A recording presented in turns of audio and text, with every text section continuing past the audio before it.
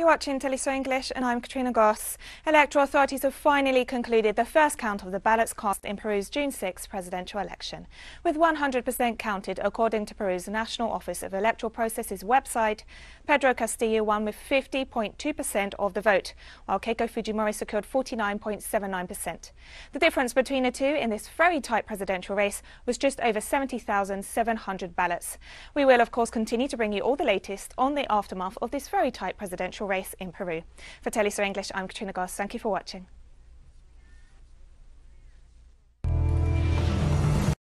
Residents of Tacubamba, a town in rural Peru, marched in support of presidential candidate for the Free Peru Party, Pedro Castillo, on Monday, as the outcome of Sunday's presidential election was still to be defined.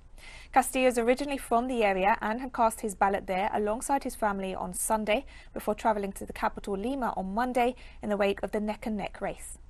We say no more corruption in our country, we are sure, but we need to wait for the final results. And if those do not favor us, all of us in the farmers' associations will go to Lima to reclaim our right. In a country like this, democracy should be respected, and we are ready to go until the end to bury corruption forever. Happy and all gathered, I believe God is now hearing the voice of the people, listening for the injustice in our country, corruption mainly. 30 years ruled by these corrupts is enough. A humble teacher, a worker, can govern a country. Similar scenes were seen in the northern Peruvian town of Chota on Sunday, where residents mobilized to express their support for Pedro Castillo and reject any attempt by rights sectors to steal a victory. There's much distrust among the Peruvian population in the midst of a very tight presidential race and a political elite and system that is majorly discredited for widespread corruption. Indeed, the population of Chota is concerned about the results that really do not guarantee our victory, because we have democracy at stake, we have development.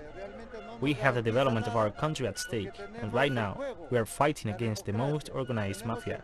So in that sense, we cannot be careless, because here there is no reliability that can calm the population. The population will not wait for the results, because it is very well known that teacher Pedro Castillo has won by a significant majority.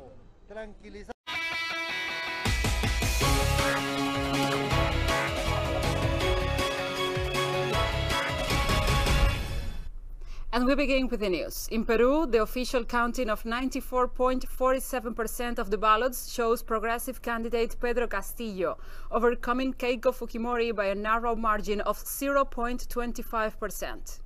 Newcomer Pedro Castillo has so far secured 50.12% of the votes, nearly 42,000 more than Fujimori, who currently has 49.87% of the votes. Ballots from rural areas, where Castillo has won by a landslide margins, are being added to the count.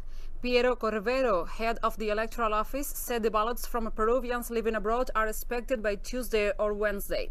Castillo is facing off against Keiko Fujimori, the daughter of former dictator Alberto Fujimori, and under investigation for corruption, who is making her third run for the presidency.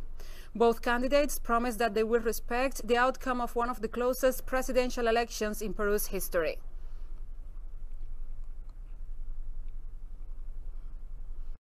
On Twitter, Peruvian presidential candidate Pedro Castillo shared a comment by his Free Peru Party calling on the electoral authorities to ensure the security of the website where the official vote count is being published.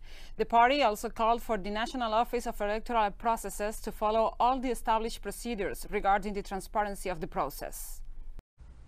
In Peru, 48% of citizens consider corruption to be the main problem affecting the nation, according to official data.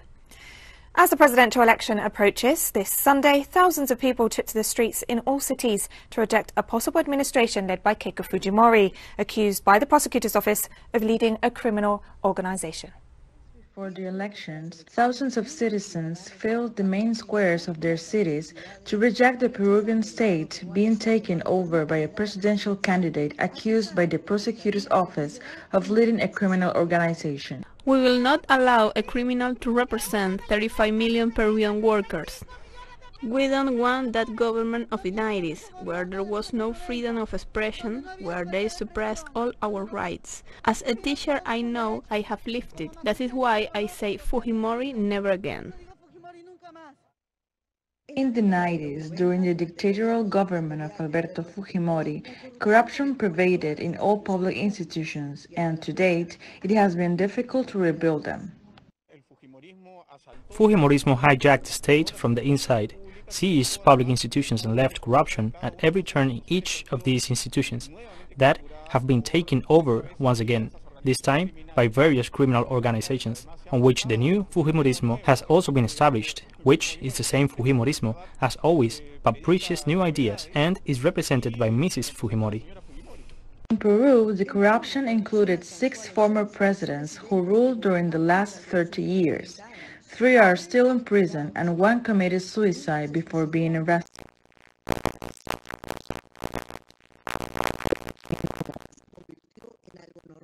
I believe that the entire political class is corrupt, especially from presidential spheres, but also in the economy, because we have had a business elite, the National Confederation of Private Businesses Institutions, committed to corruption, the Construction Club, buying parliamentary seats for their own benefit, with laws in their own name, as in the case of Dionisio Romero and the entire corporate group of the credit bank around the healthy food law. So, where are we at? This is the most critical situation in our Republican history, and today, to reaffirm its continuity is immoral. In addition to the health, economic and political crisis, there is a moral crisis eating away at the public and private sectors. The Peruvian people are crying out for radical and urgent change. Verónica Insausti, Telesur, Perú.